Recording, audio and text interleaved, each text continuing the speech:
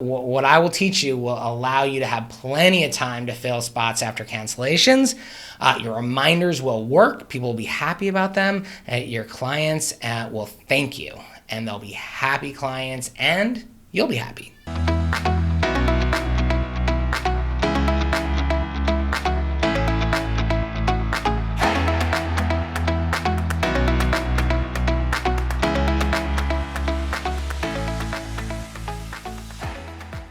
Hey everyone, Jonathan from Go Reminders here, and I want to talk about when to send appointment reminders because it can make all the difference between shooting yourself in the foot and causing more no-shows and not finding out until the last minute that someone's going to no-show, and having this crystal ball that you can look into to be like, who's going to cancel so I can fill that slot ahead of time.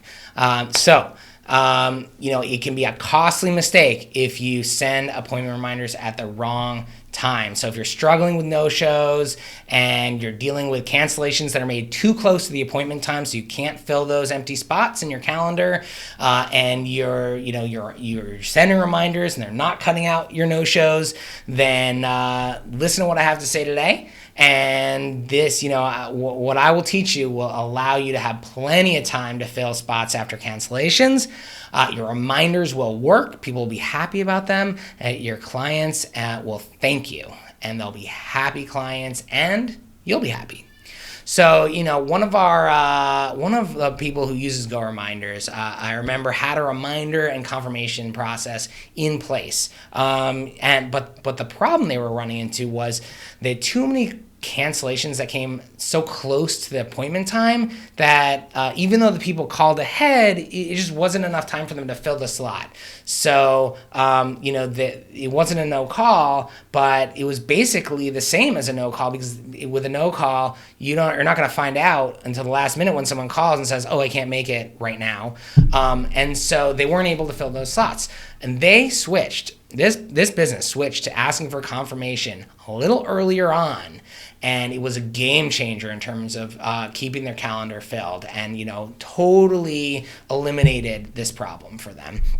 And so the framework that I recommend for figuring out when to send appointment reminders is, number one, how long before will the client or patient know that they will have a conflict? Because if you send it a month before, that would be great to know if someone can't make it. But is that reasonable?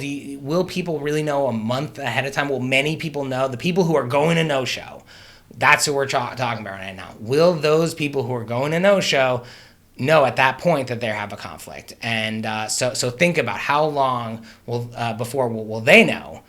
Because obviously if they don't know, they can't tell us.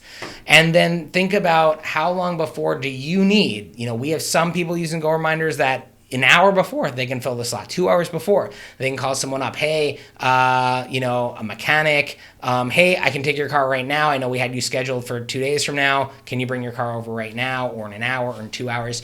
That might work. But for others, that might not work. If you're an attorney, if you need to figure out another client consultation, in that might not work. And so, how long before do you need to know? And balance those. People might be much more likely to know if they can't make it an hour before, but that might not give you enough time. And then the third step of this framework is to make sure you only ask for confirmation once. Because if you ask for confirmation and someone confirms, and then you ask for confirmation and a second reminder, it's not going to make sense to them. So the context is just going to be off. And you have the chance of them having an out too late in the process. If you're sending a reminder 3 days before and an hour before, or 3 days before and a day before, that second one, you don't want to give them that chance to say, no, I'm not confirmed. No, I can't make it. If they've already confirmed, you want to encourage them as much as possible, while still providing them the option of replying if they need to let you know last minute changes. And there is this thought process that I know went through my head a lot and goes through a lot of our users' heads, which is that asking confirmation might cause cancellations. But the thing is, that is a total myth if you do this the right way and use the right timing. Because if you are asking for confirmation ahead of time at a point where you'll be able to fill that slot, the people who are going to show up are not going to be canceling. The people who are going to be no-showing are the ones that you want to prompt and give that opportunity to jog their memory to say, oh, okay, yes, can I confirm? Oh, let me look at my calendar. Oh, I have I have a conflict. Let me let this business know. And so that is what the opportunity is here, is to have that crystal ball to look into to say who's going to no-show, so you can find out ahead of time and fill those slots. So, if you're struggling with no-shows, cancellations too close to the appointment, and your reminders aren't cutting out your no-shows, think about the timing and make sure that you're sending reminders at the right time. Because if you do this correctly, you'll have plenty of time to fill those slots. When someone cancels, your reminder process will work seamlessly, and you and your clients will all be happy, and your clients will be thanking you for these reminders since they're so helpful to them. So again, those steps are, number one, think about when will your client know if they have a conflict, how close does it have to be to the appointment, how far from the appointment does it have to be in order for you to be able to fill that slot, and number three, only ask for confirmation once, because if you ask for it multiple times, you might be shooting yourself in the foot and causing more no-shows instead of cutting out those no-shows. So if you enjoyed this, found it interesting, subscribe to our channel for more tips and shortcuts on how to save time and increase revenue for your business. And check out our free guide for maximizing show-up rate, which has 4 other critical yet simple steps to crushing your no-show rate.